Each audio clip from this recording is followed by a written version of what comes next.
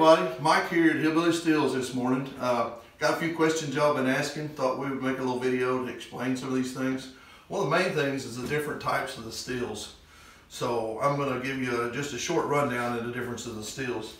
This still here is our Hillbilly flute, and it's actually considered a reflux column. And what that means is as your alcohol comes up through your still, it reboils on each one of these plates. Basically, reflux is the same thing. And what that does is improves the proof. The proof comes up. Your water goes into the pot and your alcohol vapors come up. Because when you're distilling, all you're doing is separating your alcohol from your water. This piece here is called a deflagmator or reflux condenser, whatever you want to call it. It's like a little heat exchanger. Water runs through it, and that'll run about 170, 180.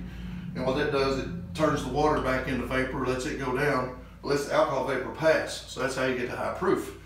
Now this thing will run around 180 proof, real close to it, depends on your mash and how you run the still. And it'll run at about 1 gallon an hour, give or take. Again, that depends on how you run your still and how good your wash is in your pot. So that's the reflux still. Now I'm going to talk to you about a pot still. This is what we call pot still, okay?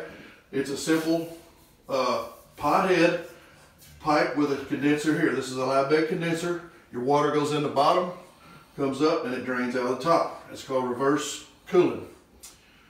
Now the difference is there's no reflux condenser on this. So what happens is you try to boil it at a low boil, just a really slow boil, so that your vapors come up. When you get about 190 on your thermometer, you're going to start to see distillate come out of your lab bed condenser. Probably actually start seeing distillate about 170.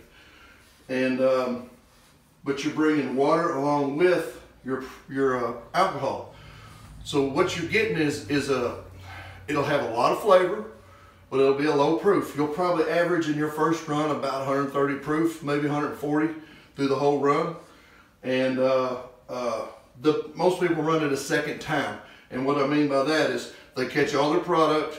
When they're done, they will empty their kettle, put their product they just distilled back in there, and mix a little water with it to cut your proof down. You don't really want it over 50% alcohol.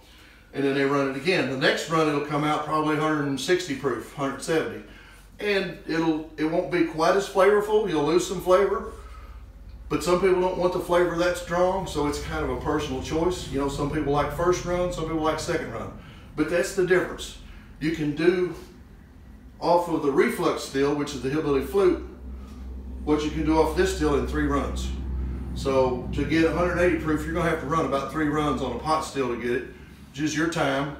And then, or you can, if you're after, if you're wanting to make vodkas or gins or things like that, this will be what you want for time. But now you can also run whiskey off of this also. And you do that by, you can shut your deflagmator off completely and you'll still run a high flavor product. And it'll come off at about 160 proof, 140. So that's the biggest differences in the 2 stills. I hope that helps you out a little bit. I know we get a lot of calls on that. And if you would, just take a look at this. If you have any more questions, you can call us at 270-334-3400. Thank you guys, I appreciate it.